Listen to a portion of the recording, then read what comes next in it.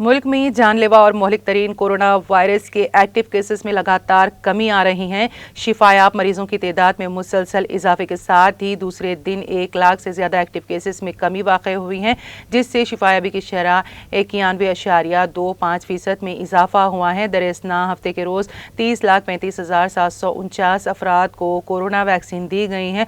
मुल्क में अब तक 21,20,66,614 अफराद कोरोना के टीके लगाए जा चुके हैं। मरकजी वज़ारत सेहत की जानिब से इतवार की सुबह जारी ताज़ा तरीन एदाद-ओ-शुमार के मुताबिक गुज़िश्ता 24 घंटों के दौरान 1,65,553 नए केसेस की रिपोर्ट के साथ ही कोरोना मुल्क में मुतासिरीन की मजमूई तादाद 2,78,94,800 हो गई। इसी अरसे के दौरान 2,76,309 मरीज सेहतमंद होने से जिससे शिफायाब मरीजों की मजमूई तादाद 2,54,54,320 हो गई है।